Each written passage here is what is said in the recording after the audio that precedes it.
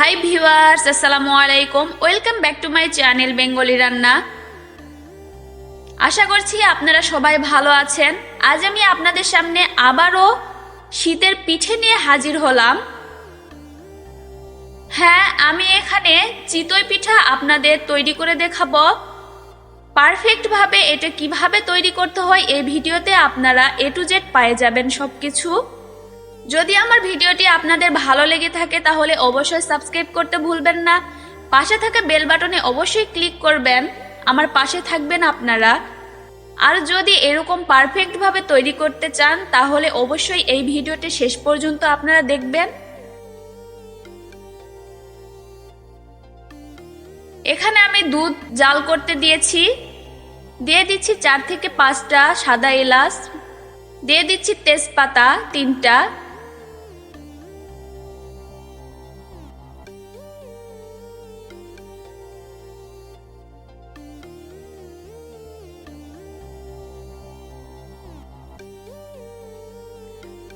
এখন আমি এখানে দিয়ে দিচ্ছি নারিকেল কুচানো আমি দিয়ে দিচ্ছি এখানে। আপনারা চাইলে এটা ইউজ করতেও পারেন অথবা নাও করতে পারেন। বেশ কিছুক্ষণ জাল করার পর এটাকে আমি এখন ঠান্ডা হতে রেখে দেব।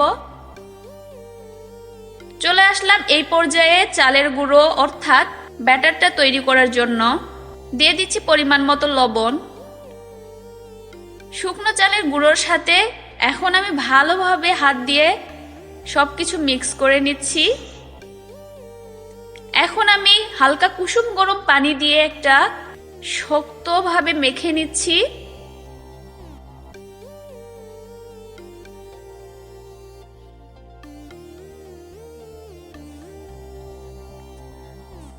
আমি অল্প অল্প করে পানি দিচ্ছি আর ভালোভাবে মেখে নিচ্ছি।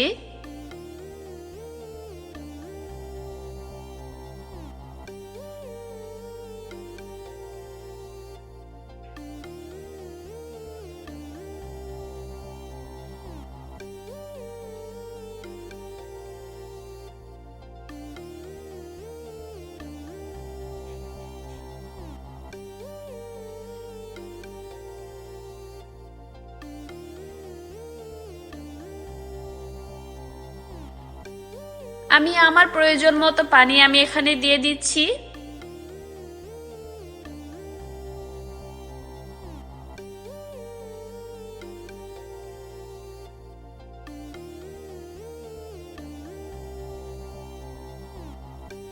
দেখতেই পাচ্ছেন আমি ভিজা ভিজা করে এই আটাটাকে ভালোভাবে মেখে নিয়েছি।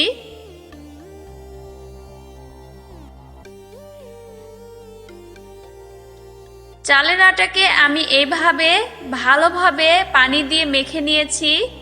আর এখন এটাকে আমি রেস্টে রেখে দেব প্রায় 2 থেকে 3 ঘন্টার জন্য। 2 থেকে 3 ঘন্টা পর আমি আবারও ফিরেছি আপনাদের সামনে। এটা অনেকটা সফট হয়ে এসেছে। আর যদি শুকনা চালের গুঁড়ো হয় তাহলে অবশ্যই এই কাজটা আপনাদের করতে হবে। এখন আমি হালকা কুসুম গরম পানি দিয়ে ভালোভাবে মথে নিচ্ছি।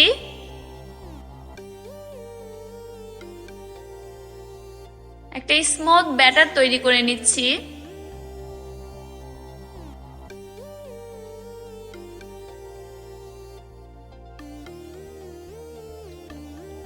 পানিটা আপনারা অবশ্যই বুঝে শুনে দিবেন।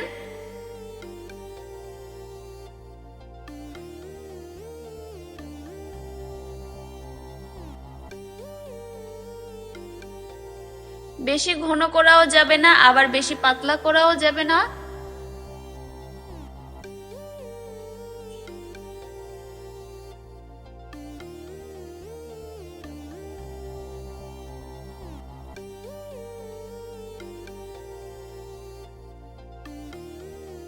হাত দিয়ে ভালোভাবে ফেটাতে হবে।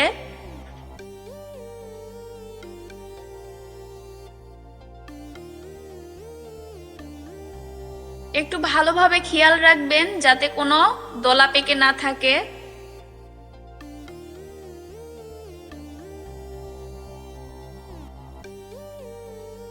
প্রায় 10 থেকে 12 মিনিট এভাবে হাত দিয়ে ভালোভাবে মাখতে হবে। আপনারা চেষ্টা করবেন একটু সময় ধরে হাত দিয়ে ভালোভাবে মাখতে। এটা যত মাখবেন তত আপনার পিঠা ভালো হবে। আমার রেডি, দেখতে পাচ্ছেন ঘনত্বটা কিরকম হয়েছে।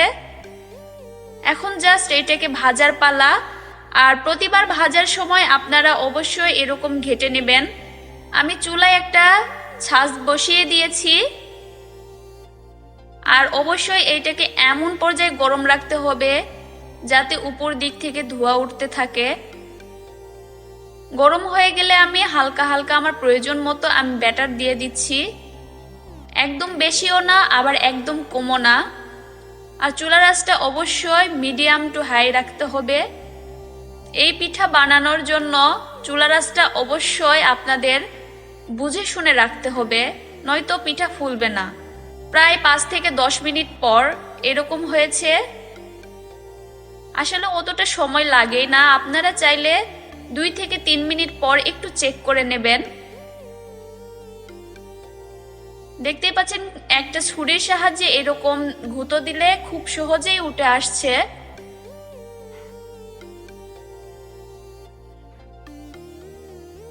আমি আবারও এরকম করে তৈরি করে নেব।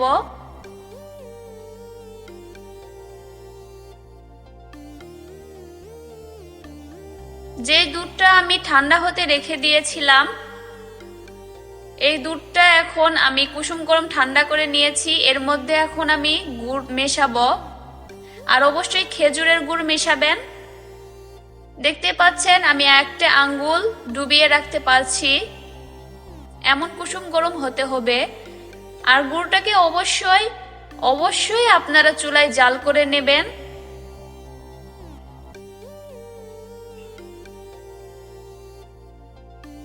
আমার প্রয়োজন মতো মিষ্টি আমি দিয়ে দিয়েছি।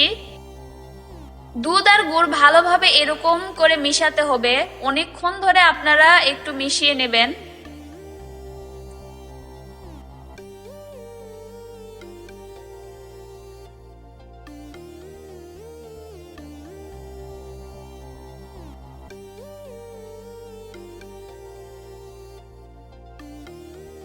মেশানোর পর এখানে আমি দিয়ে দিচ্ছি পিঠা।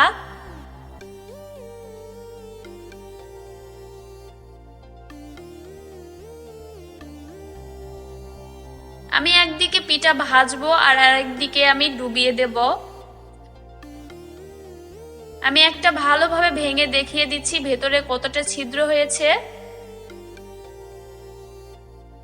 দেখে অবশ্যই বুঝতেই পারছেন ভেতরে কতটা রস ঢুকবে। আমি সবগুলো ভাজবো আর একদিকে ডুবিয়ে দেব। আমি সবগুলোই ডুবিয়ে দিয়েছি এবং ভেজে নিয়েছি। এখন এটাকে আমি চুলার উপর উঠিয়ে দিয়েছি, জাল করা পর্যন্ত অপেক্ষা করব। আর পিঠাটা দেওয়ার পর দেখতে পাচ্ছেন বেশ কিছুটা বড় হয়ে এসেছে। পিঠা সহ আমি সবকিছু জাল করে নিচ্ছি, জাস্ট একটা বলক আসা পর্যন্ত। দেখতে পাচ্ছেন বেশ কিছুক্ষণ পর এরকম বলক এসেছে। এই পর্যায়ে আমি জালটাকে অফ করে দিচ্ছি আর রেস্টে রেখে দিচ্ছি সারা রাতের জন্য। আমি আপনাদের সামনে ফিরব পরের দিন সকালবেলা আপনাদের সামনে নিয়ে আবারও হাজির হয়েছি পিঠা। দেখতে পাচ্ছেন পিঠাটার সাইজ কত বড় হয়ে গিয়েছে, ফুলে ডাবল হয়ে গিয়েছে আর রস অনেকটা কমে এসেছে। আপনারা দেখে অবশ্যই বুঝতে পারছেন।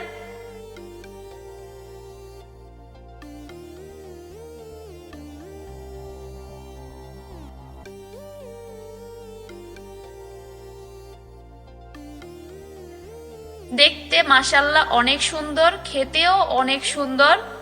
আপনারা চাইলে পারফেক্ট ভাবে বাসায় এরকম তৈরি করে খেতে পারেন। যদি আমার রেসিপিটি আপনাদের ভালো লেগে থাকে তাহলে অবশ্যই একটা সাবস্ক্রাইবের আশা করছি। আমার পাশে থাকবেন, আমার জন্য দোয়া করবেন। আপনারা ভালো থাকবেন। আল্লাহ হাফেজ।